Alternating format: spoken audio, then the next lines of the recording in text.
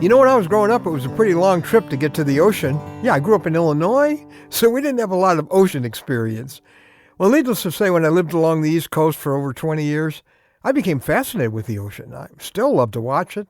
I love to walk along the beach. I love to romp in the waves a little bit. And I haven't gotten used to those big breakers, though, that roll in. Listen, I'm a lake boy. I'm just a pool kid. But those big old waves, man, they make me feel as if they could pick me up and carry me all the way to England, which I would rather fly to anyway than go by way of the Atlantic Ocean. But I have good friends who really know what to do with those giant waves. They've taught me that what you do is you surf on it if you know how, and they're good at it. They wait for that big old curl to come roaring down on them. They leap on their surfboard and they ride that wave. Now, I see a mega wave as a threat. My friends, they see it as a vehicle. Well, I'm Ron Hutchcraft, and I want to have a word with you today about surfing the wave that could sink you. Now, our word for today from the Word of God comes from Acts chapter 8, and it talks about the day that a great persecution broke out against the church at Jerusalem. All except the apostles were scattered throughout Judea and Samaria, and it really sounds like a large wave coming in against God's people. But listen to what they did with the wave.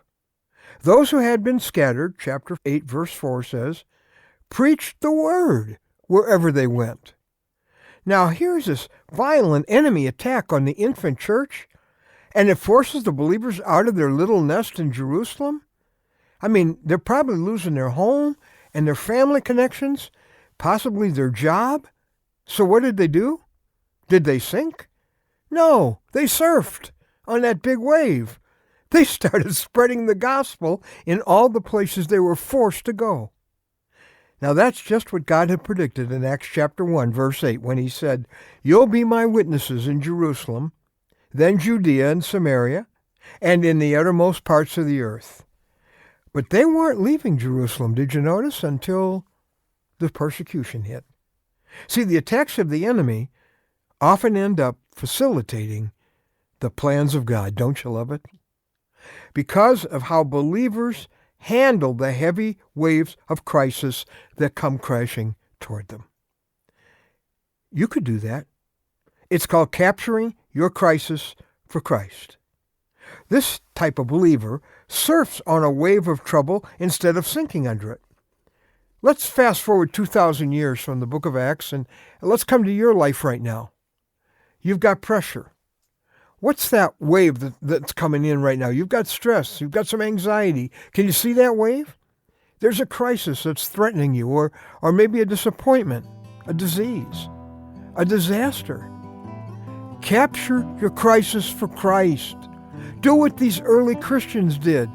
They used it as a platform to proclaim Jesus.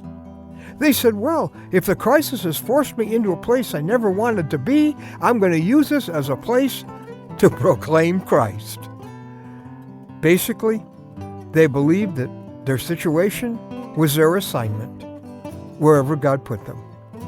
See, the crises of life put us in positions where a lot of folks are watching what we do, where we meet new people, where we can find a platform for saying, Jesus is enough even in this, especially in this kind of situation. Now, the enemy would love to use this wave that you see coming at you to sink you, but don't go down under it. Remember, your situation is your assignment from God. Do what the great surfers do. Ride the top of this wave. Surf on it. Capture it for Christ.